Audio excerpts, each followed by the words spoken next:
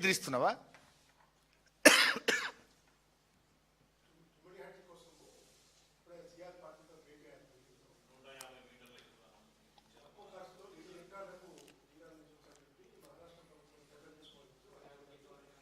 అంటే నేను ఆన్సర్ చేయగలుగుతా కానీ నా సబ్జెక్ట్ డైవర్ట్ అవుతుందేమో అని ఒక ఇంపార్టెంట్ ఇష్యూ లేవనెత్తిన. ఇఫ్ యూ పర్మిట్ దీని వరకు నేను ముగిస్తా. ఇప్పుడు 150 మీటర్ల ఎత్తుకు అనుమతించాలి అన్నారు. ఎవరు ఆపిండ్రు మిమ్మల్ని? ఆనాడు మహారాష్ట్రలో కాంగ్రెస్ ప్రభుత్వం, ఢిల్లీలో కాంగ్రెస్ ప్రభుత్వం, ఇక్కడ కాంగ్రెస్ ప్రభుత్వం.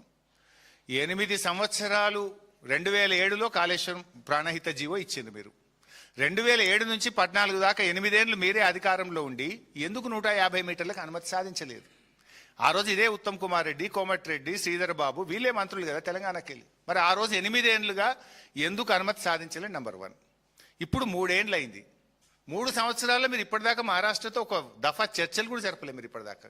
ఎందుకు సమయం వృధా? అప్పుడు 8, ఇప్పుడు 3, 11 ఏళ్ళుగా చర్చలు చేయడానికే మీకు టైం సరిపోతలేదు. అంటే మీరు పోవాలండి, పోయి కూర్చోవాలా? మేము పోలేదా? మేము ప్రభుత్వం ఏర్పడ్డ నెల రోజులకు పోయి నేను మహారాష్ట్రలో కూర్చున్నా. 3 రోజులు కూర్చుంటే 4 రోజు అపాయింట్మెంట్ ఇచ్చిండు. బతిలాడినాం, కలిసినాం, ఎక్స్ప్లెయిన్ చేసినాం, బాధలు చెప్పుకున్నాం, అనుమతులు ఇవ్వమని రిక్వెస్ట్ చేసినాం. కేసీఆర్ గారు తన జన్మదినాన్ని పక్కన పెట్టి కూడా మహారాష్ట్రలో వచ్చి కూర్చొని ఆ ముఖ్యమంత్రి గారిని కలిసి ప్రాధేయపడ్డాడు, రిక్వెస్ట్ చేసిండు, రాష్ట్రం తరఫున సకల ప్రయత్నాలు చేసిండు. Again that's a big subject. అక్కడ నీళ్ళే లేవు అని చెప్పిండ్రు. ఇవాళ వీళ్ళు కూడా ఏమంటున్నారు? 50 తెస్తాం, 100 తెస్తాం అంటుండ్రు. మన అవసరం 240. 100 తెస్తే మిగతా 140 అయితే మళ్ళీ మేడిగడ్డ దగ్గర దేవాల్సిందే కదా. అంటే డబుల్ ఖర్చు కాదా? డబుల్ ఎక్స్పెండిచర్ కాదా? సరే, ఇట్స్ ఎ బిగ్ సబ్జెక్ట్. ఇంకో సందర్భంలో దాన్ని మాట్లాడతా. రాష్ట్రానికి నిజాయితీ లేదు. అసలు ఈ ఎజెండా మీద మాట్లాడాలి కదా. రేవంత్ రెడ్డి వాళ్ళు పోయి how dare GRMB to put this in agenda అని అడగాలి కదా. అసలు నీ సీతారామ అనుమతులు రద్దు చేస్తాం, నీ ప్రాజెక్టుల అనుమతులు రద్దు చేస్తామంటే ఎట్లా పెడతారు అని ముఖ్యమంత్రి అడగాలనా వద్దా? Thank you.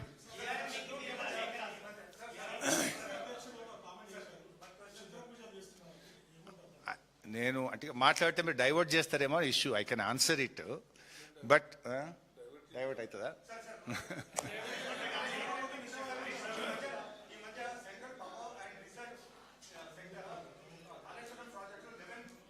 రాహుల్ గారు, I got your question. CPWRS very interesting subject. మొత్తం చదివి ఉన్న రిపోర్టు. అది ఒకరోజు మీకు ప్రజెంటేషన్ ఇవ్వాలి.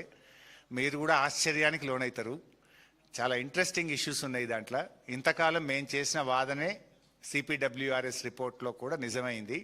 బహుశా in a couple of days I will put a PPT and I will give a detail presentation on that issue. నేను మొత్తం చదివి ఉన్నాను. సబ్జెక్ట్ అంత ఉంది కానీ that's again a big subject.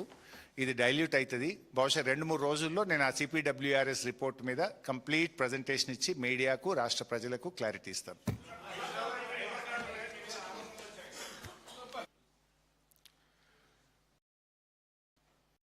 ఈ ఎజెండాలోకి ఎట్లా వచ్చింది అంటే మీరు అంగీకరించిండ్రా? మీ అంగీకారంతోనే ఇది ఏర్పడ్డదా అని చెప్పి ఈరోజు మేము అడగాల్సి వస్తూ ఉంది.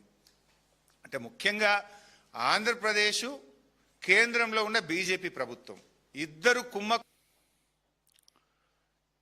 ఈ జిఆర్ఎంబి మీటింగ్ కేవలం ఆంధ్రప్రదేశ్ ప్రయోజనాల కోసం మాత్రమే మీటింగ్ జరుగుతున్నట్టుగా, ఆంధ్రప్రదేశ్ కోసమే జిఆర్ఎంబి పనిచేస్తున్నట్టుగా ఎజెండా అంశాలు చాలా స్పష్టంగా ఉన్నాయి.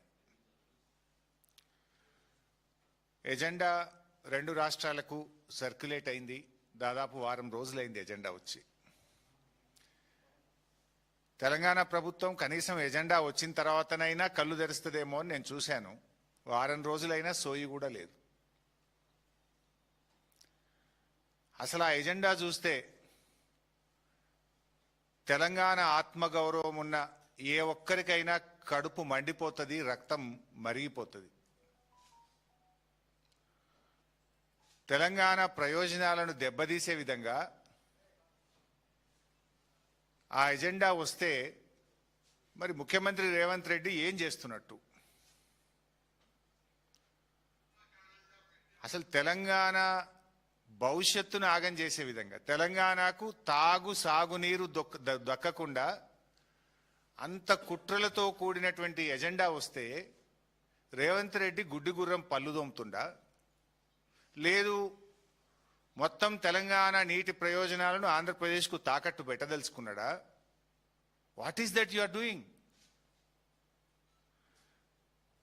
ఇలా ఆంధ్రప్రదేశ్ అంటే ముఖ్యంగా చంద్రబాబు నాయుడు తెలంగాణకు ద్రోహం తలపెట్టాలని చూస్తే ఎందుకు రేవంత్ రెడ్డి మౌనంగా ఉంటున్నాడు? రేవంత్ రెడ్డికి తెలంగాణ సోయి లేకనా? రేవంత్ రెడ్డికి తెలంగాణ ఆత్మగౌరవం లేకనా? రేవంత్ రెడ్డి గురుదక్షిణ చెల్లించడం కోసమా?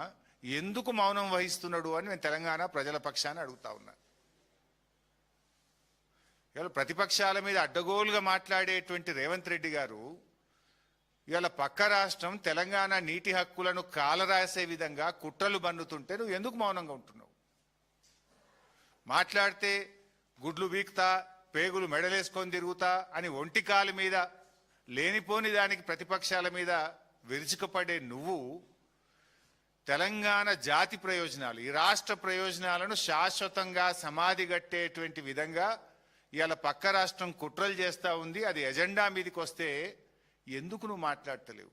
అంటే చంద్రబాబు అంటే నీకు అంత భయమా? లేదా గురుదక్షిణ భక్త్యా?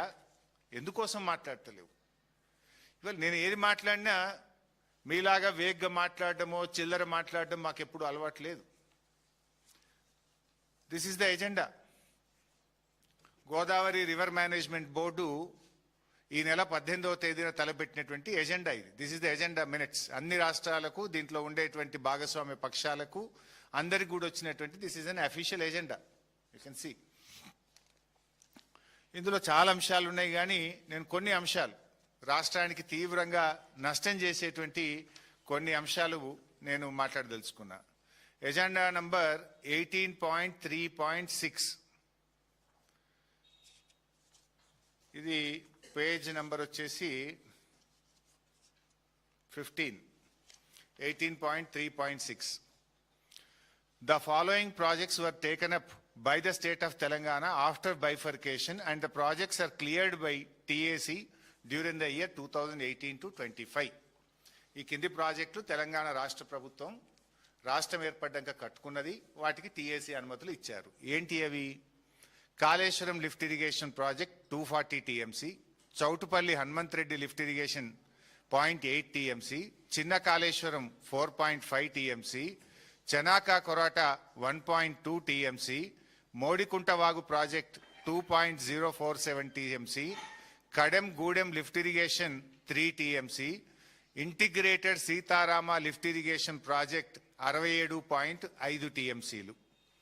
సో ఈ ప్రాజెక్టులన్నిటికీ the government of AP have addressed MOWR, CWC from time to time duly protesting against these projects taken by the state of Telangana in Godavari Basin in violation of Act 2014 and requested to issue instructions to stop these projects and review the clearances of Kaleshwaram lift irrigation and other